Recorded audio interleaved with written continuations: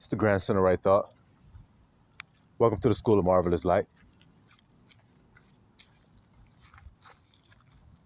I've often made videos talking about knowing the world that you're living in.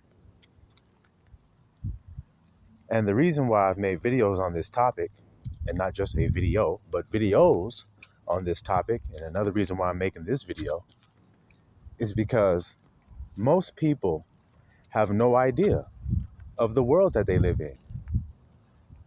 Because if you don't know the truth, then you don't actually know the circumstance you're in. You don't actually know who you are. You don't actually know anything. And God's people are destroyed for that very one thing. And if you sit and ponder on that for a while and think, well, God's people have been destroyed on the earth due to not having knowledge of their circumstances, not knowing even the place in where they dwell. And when you investigate this strange thing further, you find out that Israel doesn't even know where he's from. He doesn't even know who birthed him, or his origins, in other words. He don't even know where his land is. And he's so destroyed that he doesn't even consider, you see that little flock? He doesn't even consider that the place he's in could be dangerous or wicked or not conducive to who he is. He doesn't even consider it. He just goes right along with the rudiments of the world that he lives in. So if you were born into a place that is designed against you, don't you think you would struggle if you were trying to succeed in it? And don't you see how you would struggle your entire existence trying to succeed in it until you're told that it ain't good for you to try to succeed in it? That you thinking about it and being concerned with it is actually not conducive to who you are? And it's strange to you when you hear that? And then that proves that there are two minds at work there, and those two minds have enmity. And when you read the word and you read that in there, and then it shocks you, and you say, wait a minute, there are two minds at work. And I can see it because I know that what I'm working toward every day, that there's a part in me that hates it. There's a part of me that hates this labor that I do every day. But there's the other side of me that feels that it pays off for me in some way. Like the old saying in the scripture says in the law, where it says, don't muzzle the ox when he treads out the corn. Because if you let him eat the corn as he tramples it, as he treads it, he will tread in hope. So in other words, if you give a worker a good reward for his work, he will work with that hope in his mind of the reward, the good reward that he'll get. So the next time he does work for you, he'll do it really well because he's going to get a reward. This is very simple with a trainer and a dog. The trainer has a treat in his hand for a reason. Y'all all know that, little flock. The dog is more willing to listen to the commands of the trainer if he has that treat in his hand. So it's a reward system. You see it? So that's why men work. They work and labor for a reward. And if they get a good reward, then they labor in hope. But as I've described to you, once you realize the world you're living in, you'll realize that you have labored in vain. And that creates hopelessness. So then there's a side of you that feels like I have to do that. And there's a side of you that feels like I wish I didn't have to. So then, like I said, you'll see clearly that there are two worlds. You see it, little flock? Two worlds at work. And those two worlds are two minds. You see it? And that's why we must be born again into the new world. You see it? So that we don't labor in vain. So that we can understand the book of Ecclesiastes, which means the called out ones. Once you're called out, then you can read that and truly understand it. When it says all things are vanity. All is vanity and vexation of that one mind, the spiritual mind. So remember that side of you I told you that says, I wish I didn't have to do this. You see why it's vexing to that side of your mind? You hate doing it. You see why it's vexing to that side of your mind? And that causes you not to have rest psychologically? You're tired after you labor and you want to have rest. But it's hard to have that rest when you're psychologically thinking about working again. Well, if you read Deuteronomy 28, you'd understand everything the grandson of right thought saying to you. There's a world of being blessed and there's a world of being cursed. And this is the world of being cursed. Do you see it? Because it's not Jacob's world. It's Esau's world. And Esau is the end of this world. Jacob is the world that follows it. So there's a transformation. And the calling out is to call out of Esau into Jacob. You see it? Jacob needs to have his world given unto him. Or as scripture says, his city comes to him as a bride adorned. The bride is the land for the husbandmen. Y'all all know that a farmer or a husbandman needs his land, and that is his bride. And she will give him the fruits that she produces, just like a good wife does. And so you understand that you are looking for a better country, as your forefathers, Abraham, and those who had faith, all did, little flock. And when you understand that, then you can let it go. And you can let the fear go of feeling like you have to work. So you're that ox treading out that corn every day, being told that you can't partake of the corn. And you all are doing it everywhere across this earth. You are all being made to labor, and the corn is being taken all away from you. And if you knew you were living in a cursed land, then you'd understand that you labor in vain. You labor in vain. You labor to have a bag, and the bag has holes in it when you buy it. So you get the bag and you put your money in it, and the money falls right out the hole of the bottom of the bag. Read Deuteronomy 28 and you'll see it. You'll see that everything you do will bring misery to you, and it will crumble and it will fade, and all the work of your hands will be eaten up by another. And you all are living in that. And yet you all refuse to accept the truth of it, the pain that it has caused to your psychological being. Your soul. It's soul sucking, you all say. But yet you all want to have this great life, and so you're willing to sell your soul to have it. But the fruit therein is death. And if you understood death, and you understand what produces death, then you'd stay far from it. And you'd understand the leaven that we've been talking about here at the School of Marvelous Light. And you get it out of your house. And you paint the doorposts of your heart and the lintels of your heart, and have your heart circumcised. And every other thing that's written in the commandments has to do with your heart. If you knew that, then you deal with your heart. And you focus on your true land, which is within you, according to Yahusha. You're all looking for the kingdom of heaven, which means the place, the state of being that you all seek for. That's what you're all laboring for, is a state of being, of rest, relaxation, having all things taken care of, not a worry in the world, peace and calm. That's called Jerusalem. So then you're all looking for Jerusalem. But then when you're told how to get there, you all stumble at it because there's a stone there, like I've told you. And now understand what I'm telling you about death, the carnal mind. The carnal mind has 7 powers that it uses against you because you have 7 messengers throughout your body. Now, this is only for those who have ears to hear what I'm about to tell you right now. Hear what the Spirit says to the 7 churches, the 7 messengers of the body. When things happen to you, your body sends messages back and forth through it, telling you how it feels about what it's experiencing. But the body can only go by sense, or it can only go by sight. So it's wrong, but it don't know it is. That's where the mind comes in. To tell the body, or the wife, the truth of what she's experiencing. Because as we know, the woman is deceived. So your senses get deceived by what you see, smell, taste, touch, or whatever else you experience with your senses. They get deceived by what you're experiencing. And so if she's leading your house, that means your senses, then your husband will go along with that, with your thoughts.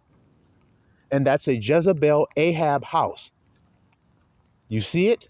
So when you read about the 7 churches, what does he say about you suffering that woman Jezebel? See? You see how we're connecting when you know where the information matters to? You understand what I'm saying? When you know where to apply the information, in other words, which is within you. So you suffer that woman Jezebel. That means your senses, your feelings. You allow them to rule your house, and then your thoughts go along with that and believe what it has told you. Well, did you read Genesis? And did you read about Adam and Eve? And did you read how Adam said, she gave of meat to me. She gave of it to me, and I did eat. So she told me what she had experienced, and I believed it.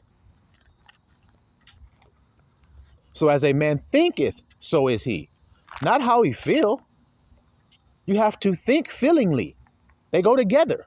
So the feelings go right to your thoughts and say, this is what I'm experiencing, so this is what's real. Oh no, Jezebel, sit your ass down. Let the woman keep silence in the body.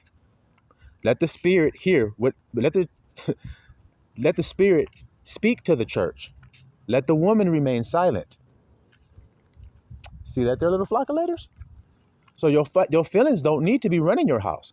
But that's the old world you came from.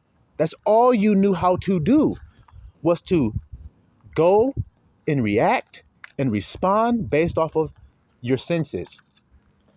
I'm hungry because I feel that. Hunger pain.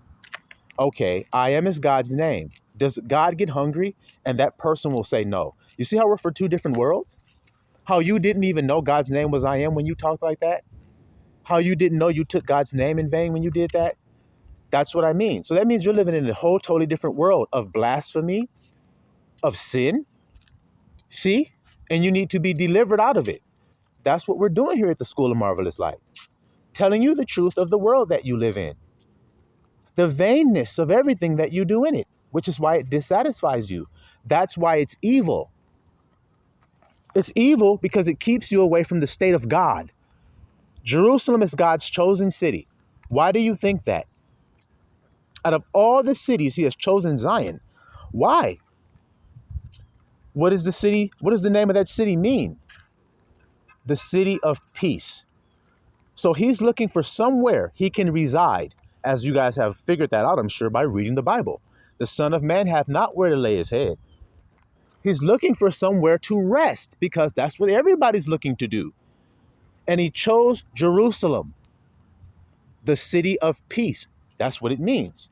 So he chose Jerusalem again. I will yet choose Israel. See, I will choose the same place again to set up my throne, which is a side of a body. Because he don't dwell in temples made with hands. The temple is the body. So he's looking for a body to rest. Well, that has to be a person who's in a state of peace and calm, like Yahusha.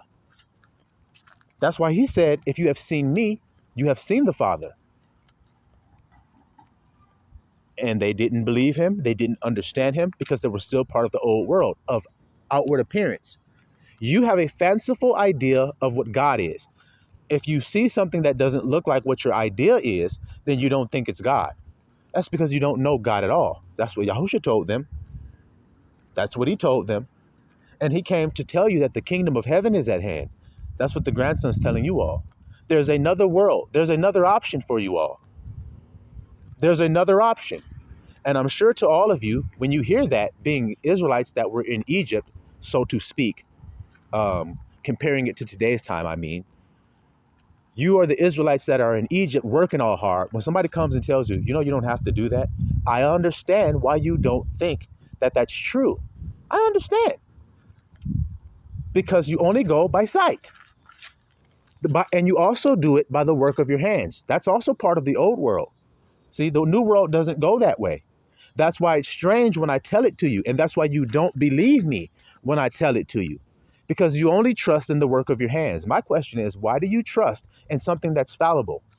Why do you trust in something that may fail you? Think about a soldier on a battlefield who trusted in his own strength to get him through the war. Not grace and not faith. He trusted in his work of his hands. So he polished his rifle up. He had his boots all spit shined all perfectly. He trained and did all the training and was graduated valedictorian, top of his class at West Point and shit, spinning his rifle on his finger like a basketball, spinning on his shit like Michael Jordan and all this shit. Can shoot a camel's hair at 1,000 yards and all this crazy ass skill set. And he goes out there and he gets riding in the back of a Humvee and it rolls over an IED, explodes, and he gets exploded and he's dead. So what was it, vanity?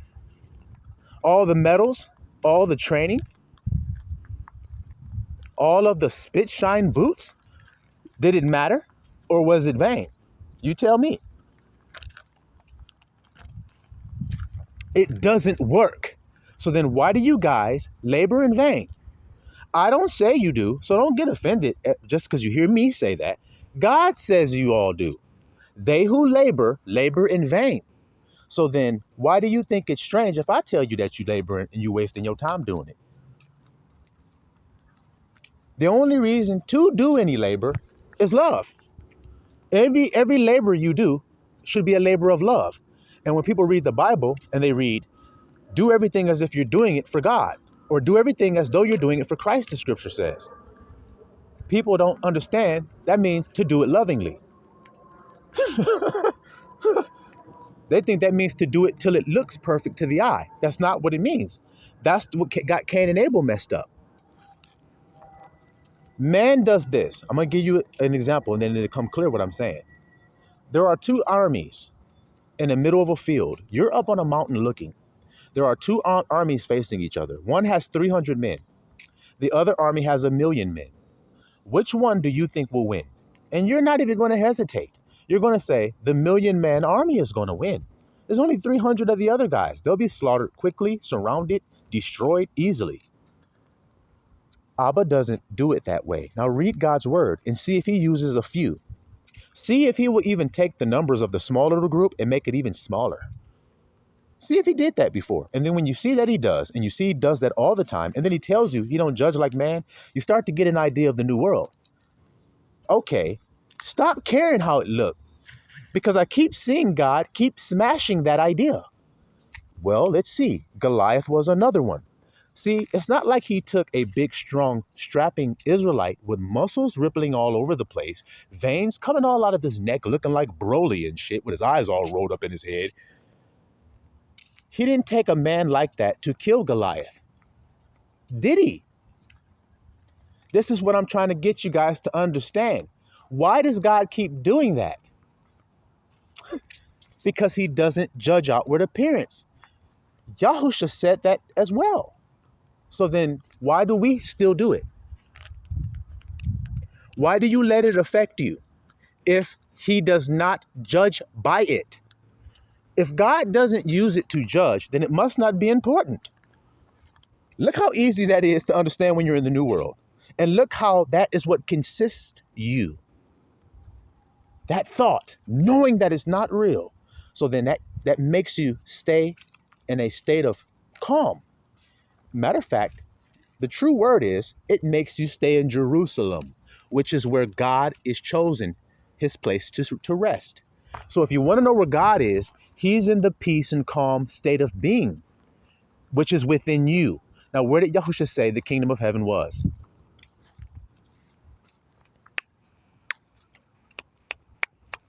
Yeah, that's right. We're chomping and chomping and chomping on these ribs that we like to eat over here at the School of Marvelous Light, sucking our fingers and licking the barbecue sauce because we understand it clearly and perfectly. It takes the weight right off of you. What did Yahusha say? Take my yoke upon you. A yoke is a weight that falls on your shoulders. If he said take my yoke, that means the yoke you used to have, he removed it. And what was that yoke that y'all got? Responsibility, integrity, honor. Standing in front of men and making them think that I've been successful in life. That's the weight that you carry. If I don't do this, my family won't eat. If I don't do this work of my hands, then my business will fail. I will lose my house. I will lose my goods if I don't work with my hands. I'll do this. And see how you're just judging by this work of your hands and by sight. And that won't get you anywhere. But you can't help but do it when you're in the old world. You can't help it. Your will to survive, in other words, self-preservation, will cause you to do vain labor and do it as if it's saving you when you do it. That's why you get happy when you're able to do vain labor and get a good wage. In other words, they throw some corn. You will do it with hope. Hey, man, they told me I'll get some profit sharing this year. If we work hard, man, and we sell this much, I'll get $12,000 too. Fuck it. Let's work hard all year, man. Then you work all hard, work all hard, work all hard. You guys did hit the quota, but then they just lie to you and say, hey, we came a little bit short, guys. We were almost there. We almost hit the goal, man. So this profit share is only going to be 4,000. You're like, fuck, I thought we were going to get 12, they said. Yeah, if they said you hit the quota, we was going to get 12, man. We missed the quota, man, by 500,000. Even though y'all did hit the quota, they just didn't want to pay y'all ass. They didn't think y'all was going to hit the quota. But they threw that corn out there and y'all got so happy because y'all don't never get to get corn that you got so happy that you labored your ass off for it. That's the way it works. That's the way it works. And that's part of a curse. And you all didn't know that, did you? Now, I want you to imagine this. This is going to make it clear. I want you to imagine a child who lives in a house, who is told to do everything that children are told to do. Do your chores, do your homework, do this and do that, and do this and do that. Now, let's say this child believes in his heart that if he does everything his parent says perfectly, like his parent has asked him to do it, then he will be loved. Now, see, the world doesn't actually hear that correctly. They hear, well, what's wrong with that? Because I'm going to give you a little bit of nugget of wisdom here. So listen up. If he thinks he does it well, he will get loved. He is actually saying, with the groaning of his spirit, which is the true language, he is saying he is not loved. So then I want you to think about what God said about the Israelites and how come they did not enter into the promised land of rest. Because they were too busy working by the labor of their hands. They sought it wrong. They sought it by the works of their hand. How come people can't hear it? Because they're prideful. And pride is one of those 7 heads of that deadly damn beast that I was telling you guys about in the beginning of this message, that it would be wise that you understood the 7 heads of that beast. And why those sins are called deadly sins. I'm going to give you guys another nugget of wisdom here if you're willing to have it. Throw another rack of rib over here on the barbecue grill so y'all can eat some more. All right? Don't you know that if you're in this world and those 7 deadly sins get on you, it's going to cause you to act in a way where other people will want to kill you. Don't you understand that? Did y'all actually know that? Okay, let's just use one of the heads. We're going to pop one of his heads off and hold it up in front of you. This head is pride. Now, let's say you have a basketball team. Watch how easy it is to understand this. Say you have a basketball team which consists of 5 players on the floor at one time on your team. Now it's getting down to the wire. Your team is down by 1 point. So if you guys score a basket, you're going to win this game. Now you have one player on the team who thinks he's Michael Jordan or some shit. He's going to take the shot. He said this inside of his heart. I'm the fucking best player on this team. I'm the most trusted player. He's saying that. So I'm the one that needs to take the damn shot. So he gets the ball, gets triple teamed, gets the ball knocked out of his hands. The time is about to run out. 4, 3, 2, 1. He just chucks up a crazy ass shot and he airballs and his team loses. When he had a teammate right under the basketball hoop that was wide open. That was wide open. All he had to do was pass it to him and he could have dunked it and they would have won the game. But in his pride, he lost them the championship game. How do you think his teammates are going to feel about him? They're going to say, you wanted vain glory. That's what pride is. You thought if you had made that shot, you would be the hero. You would be called the king of the court. You would be hoisted up in the air, hip, hip, hooray, and called the hero of the game. And you wanted that so bad that you were willing to destroy your own brothers to have it. So then you reap what you sow. How do his brothers feel about him now? They want to kill his ass. They don't even want to look at him anymore in the locker room. That's why it's a deadly sin, because it destroys brotherly love and harmony on that team. That's why it's deadly. But you guys ain't hearing that, I guess. I don't know what y'all think deadly is. I think y'all think deadly is a nigga with a fucking pistol on his hip or some shit. or that talk a lot of shit with his pants sagging across his ass and shit, with his ass hanging all out, with his underwear showing. Guess y'all think that means a nigga that's deadly. What's deadly is anything that destroys brotherly love. Don't y'all understand that? And harmony between brothers. And we just use one little head off there. Let's pluck another one. Gluttony. Let's hold that nigga up there. Okay, so now you're living in a post-apocalyptic time, you know, like they did in what is that shit? The Walking Dead.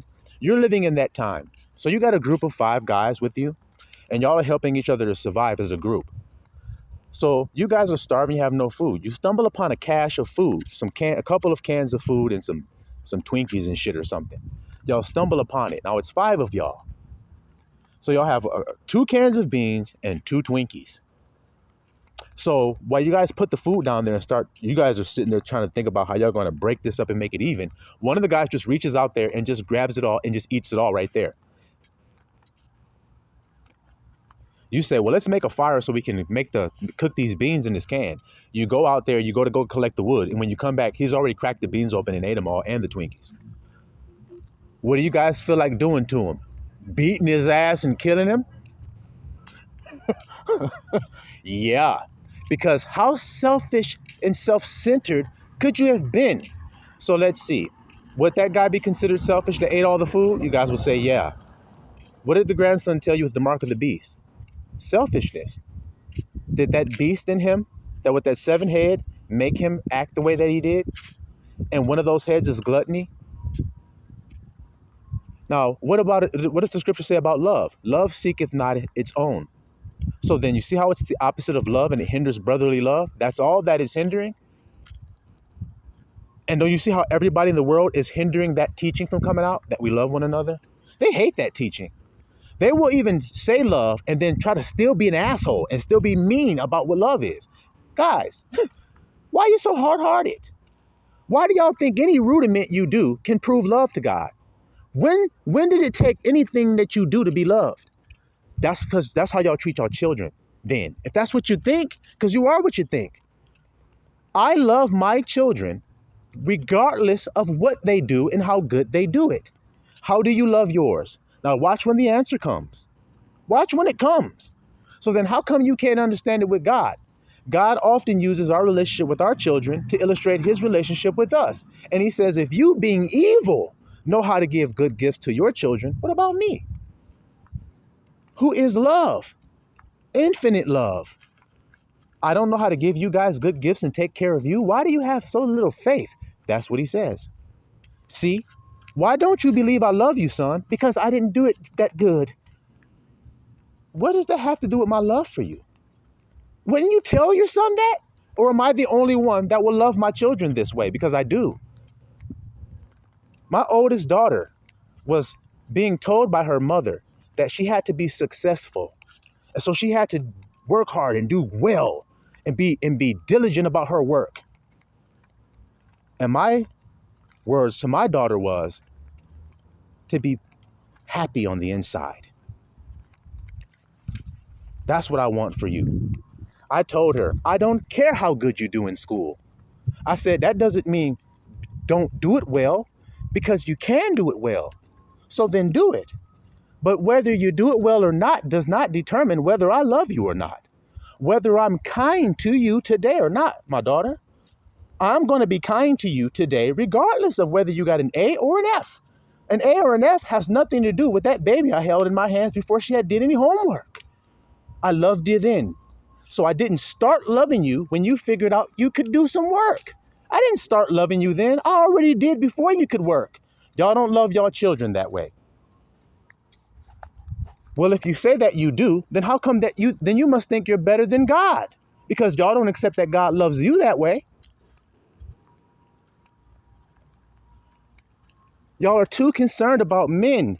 Y'all need to understand that men's judgment of you does not matter one little bit. It actually doesn't matter for shit. It doesn't count for anything because they don't judge right. That's so silly to allow someone who does not judge right to judge you. It don't make sense. Even Yahusha had to say, I judge no man, and yet if I do judge, my judgment is true. But I don't. But yet, what do you all do? Y'all judge a nigga as soon as your eyes lay on upon him. Oh, look at his clothes. He's this. You can't tell him the I am of him based on outward appearance, can you? Y'all all say no. So then what the hell are we talking about here? What is the struggle you all have with it? And you can't say you don't, because I see that you do. I can see that you do. A fool is known by how he walks down the street, because he's proving that he cares about outward appearance. So he's got all his shit jingling on him to catch attention to himself. He's making sure he's got something that's loud, so you have to turn and look to see what it is. You're happy to see him. That's why he has all this bling bling shining everywhere, so you can see him, so he can feel like he is something. Look what I did. Aren't I something now? And then you fools go right along behind him and say, yes, you are. And that's where you're wrong. That's where your attention is not on the kingdom of heaven, which is within you. It's on something outside of you to tell you, if I garner that status, then I'll be pleasing to God. That's what you do with your kid? No, that's not what I do. Well, why don't you do that then? I'll ask all of you today, if you have a child, how come you will not love your child or unlove your child based off of their performance? How come you won't do that?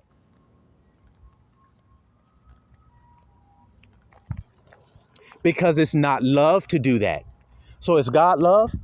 So then God doesn't do that. So then why don't y'all accept that?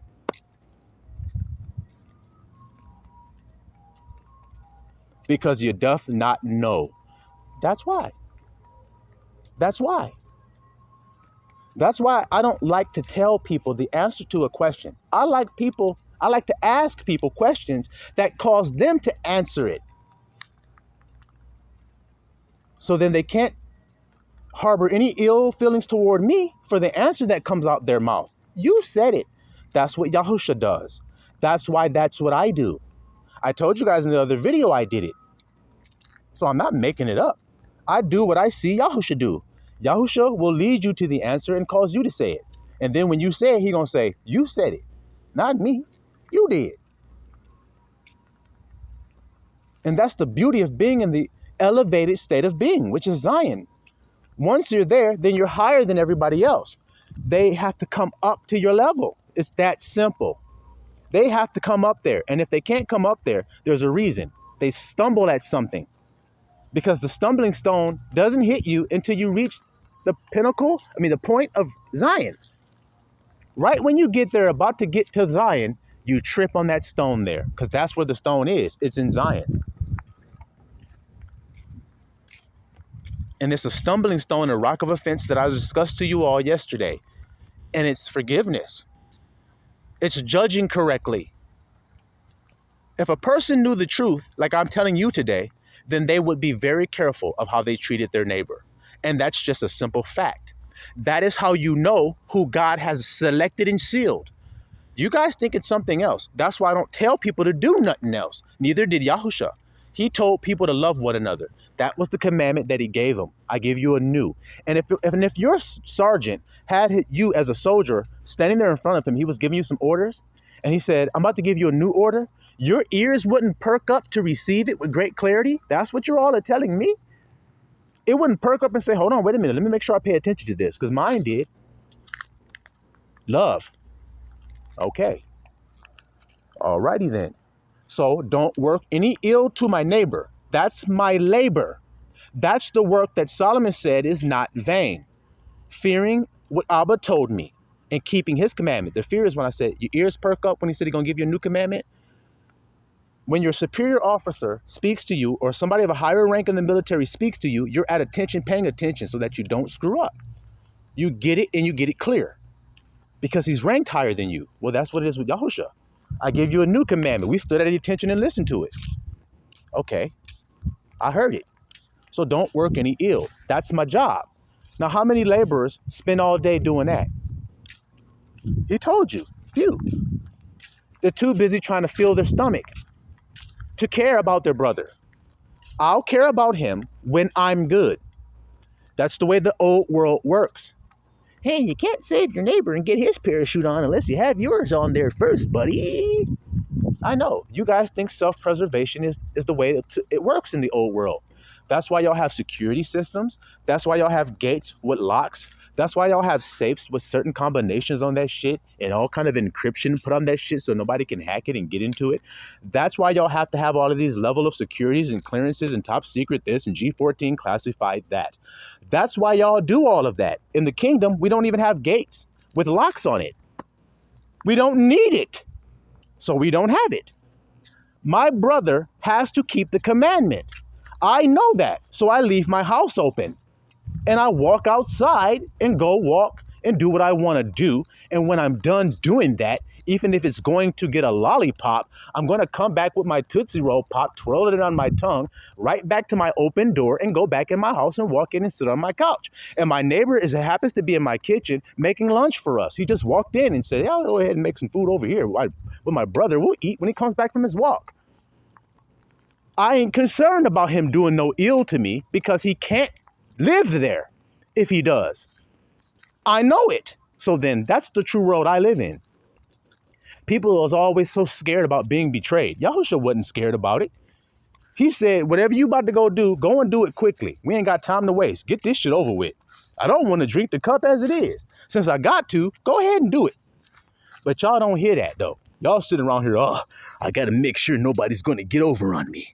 I got to make sure that I'm on point so that way nobody can manipulate me and betray me. Could Yahushua stop Judas from betraying him and still fulfill the scriptures? No. He said you got to do it so that the scriptures be fulfilled. So then what you think it is for you? Ain't nobody going to betray you in your life. You just know that if the person betrays you, that they are not a partaker in Zion with you. They cannot be. So then why be a partaker or sit at the table or consort with the unrighteous and the wicked, like the scripture says? What concord have light and darkness? So then if you hanging out with darkness and you light, you get sad because he betrayed you, which made you pull away from him. He had to betray you so that you could see that y'all ain't part of the same world. Abba gonna do what it take for you to see the truth because he love you, just like you would do for your son. Your son has a friend that gets him into all type of trouble, gets him into all type of problems, is a terrible influence on him, and you're not gonna tell your son that he's not part of the same world that guy's a part of? You're my son. You're part of this world where this is what goes down in that world. We don't do that shit that he do over there. You don't see that there? Of course he'll do that. Well, that's what Abba does with you when he strips friends out of your life, when he calls people to betray you and for you to see their true colors and see that they were nothing but a damn devil. Yahushua said there are many, so there's no need in you acting all surprised when they swarm around you, trying to bloodsuck off of you like a damn leech. You shouldn't be surprised because he said, don't be. Don't be. Y'all got to understand that Yahushua marveled, it says, at one thing in the Bible. Do you know what he marveled at? Their unbelief. Why did the children of Israel not enter into the promised land? For their unbelief. So what are they in unbelief about? Anything good about I am. That's what they don't believe. And why don't they believe anything good about I am? Because of what they perceive is going on around them by their senses. Can you guys understand what I'm saying? A person is living, then they're taking the name of I am. If they're not, then God wouldn't have told them, don't take my name in vain. So you're going to take it, or otherwise he wouldn't have gave you that warning about how to use it. You're going to take that name, I'm. So when you experience something, you tell somebody else that I'm experiencing it, not you. You tell that person I am is experiencing it. Watch what I mean. Somebody's laying in the hospital bed all looking all sick and everything. A person walks in and says, damn, man, what's going on with you? I'm sick. See? A kid's sitting there crying. You say, what's going on? I'm hurt. See? See? He says, don't take my name in vain. I am can't become sick. So learn how to take his name in truth. Well, that takes faith to believe I am healthy when you're laying in a bed and can't move. It takes faith. But faith makes mountains fucking move. And that mountain that's got you laying in that bed will move if you have faith the size of a mustard seed to say, I am healthy and believe it. It'll take the mountain out of your life, whatever it is. You got to come into Zion to be able to move mountains, though, because you can't please God unless you have faith. So once again, I left my door open when I left because I had faith that my neighbor would not rob me. Matter of fact, he would leave a gift on my table to let me know that he had been there. Hey, man, I just came over to see if you were here. You were gone, so I was going to eat some lunch with you. I made mine and ate it here. I left the other half for you. Have a good day, brother. Hope to see you next time. Damn, thanks, man, for the grilled cheese and shit.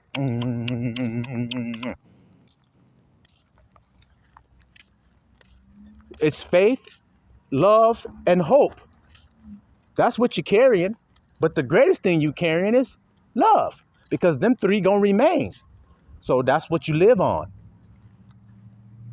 Hope and faith go hand in hand, and why? Because it's the substance of what you hope for. And you won't hope for nothing if you don't love it. So then you need all three ingredients. So when you mix them up in a pot, you get the results you're looking for. That's part of the new world, though. The new world, though, because it don't require no work of your hands to do it. Do it. So then when the scripture says something like, they sought it not by faith, but as it were by the works, then that's giving you the alternative way to see something. That's what I'm trying to tell y'all. I don't get it. I don't know what it is that has y'all so intimidated to hear what I got to say, that has y'all scratching y'all head so bad about what it is I'm saying that is so unsavory to y'all. What is it about it that make it so scathing to you where it's like, I can't even hear what he's got to say. I don't believe that. I'd rather sit up here and listen to these guys talk about each other all day. I'd rather listen to those content creators. That's more information about the Bible than this guy's talking about. Is it really? Gossip, drama, brotherly hatred, backbiting, murmuring, and hating on each other is much more better than hearing about love, which is the only thing that will matter to you. Okay, if you guys say so. You guys say so.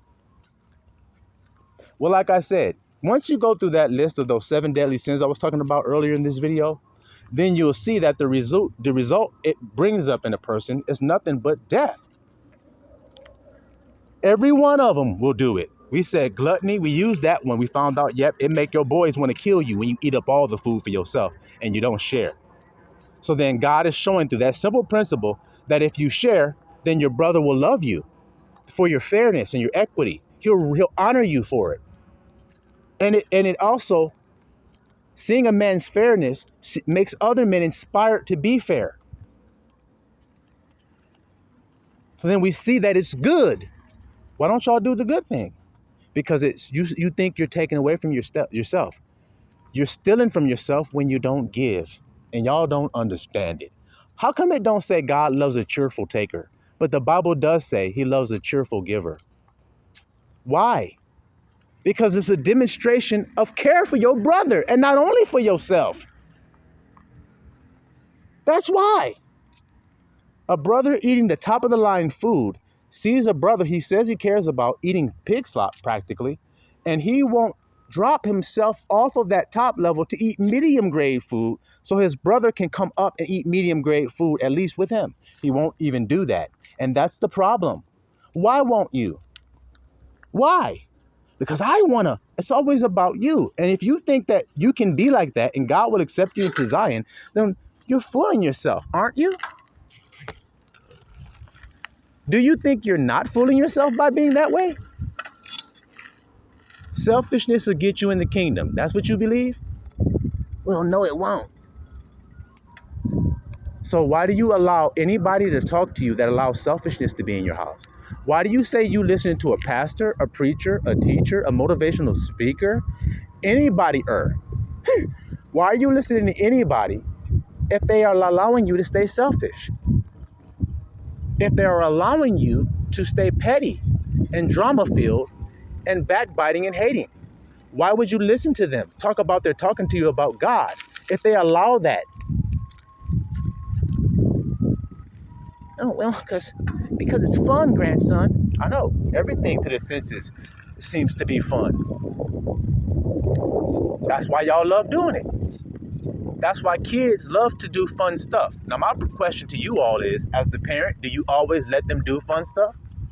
And immediately, I'm going to hear the whole church say, no, I don't. They have to do serious stuff too sometimes. So then how come y'all only want to do fun stuff? Y'all thought as a kid you had to do hard stuff sometimes and fun stuff. In other words, you work hard and play hard, called balance. And then you think that as you get an adult, you just play hard. That was the reason I became an adult, so nobody could stop me from playing hard. I could play hard all day now, like I wanted to do when I was a kid. Damn, you little rebel. So all you were thinking about was having more fun, huh? At the expense of your brother. Okay. Well, like I said, check that list of them 7 heads. Check them. Matter of fact, before we end this message, let's get one more, just to make sure we ain't tripping about this. This lining up of the same thing when it comes to these 7 heads. Let's just see. Which one y'all want to use? Let's see. We said pride. We said gluttony. Let's see. Let's use a one that's not used often. Slothfulness. Okay? Slothfulness. Now let's see here. Here's 5 brothers again. We're always using 5. Here's 5 brothers again. They're working on a project, building a structure so that, because there's a storm coming, they're building a structure so that they can dwell in it and be safe from the storm tonight. And if they all work together, it'll be done. But they need all hands on deck to get it done in time before the storm comes. Well, they get the supplies, they start working. One guy says, hey man, I gotta go take a piss, man. I'll be back to finish to work with you guys. They say, okay. He goes over to go take a piss, but he really just wanted to go over and take a quick nap real quick. So he goes around the side of a building or something, side of some tree or some shit, and he goes to sleep. Not no damn building, because they're building a structure, so it's a tree. He goes behind the tree and he goes to sleep. Shit. Dozed off for a few hours and went to sleep. They're waiting for him to come back. They're like, damn, we can't finish this shit in time if he doesn't get back here and help. They're working their asses off. The storm comes, they're not able. When the storm comes, he wakes up. Oh shit, I hear thunder and shit. What the hell's going on? Storm is just raging. He runs back to the area. The structure's not up. The guys are just sitting there trying to huddle, trying to scatter under shit and everything. How do you think they're going to feel about that guy that says, oh shit, my bad guys, I fell asleep? How do you think they feel about him? They feel the same way the guy of the gluttony. They feel the same way the guy of the pride. Don't they have the same response? Don't they? They have the same response. So if we go through the 4 other ones, we're going to get the same response, aren't we? Can't you see it? Can't you see it? Let's get one more just to make sure. So what did you say? Pride, gluttony, slothfulness. Let's get one more. Which one you guys want to use? Pop it out of a hat. Which one? Come on. Give me one, y'all. Wrath? Okay, yeah, let's use that one. So now you guys are at a club. It's 5 of y'all. Y'all at a nightclub. Y'all are hanging out. Your boy get a few drinks in him. He gets that liquid courage, as we say. And he gets wrathed up. Starts talking shit to another guy at the club. Starts a fight. Now, you're not going to let your friend get his ass beat. So y'all all jump in and help. Y'all all jump in and help the nigga. But y'all ended up getting hit with bottles and teeth knocked out and black eyes too. When y'all got back to the crib, y'all looking at that nigga, ain't you? Saying, it's all your fault, my nigga. We wouldn't have had to do all that if you had just listened to us instead of being all hot-headed and shit. See how it's going to be the same? I don't care what you say. Them 7 things going to get the same result because they all the 7 deadly sins. They make brotherly love impossible. So then, like I said, be wise you guys get it out your systems. Silwan Mr.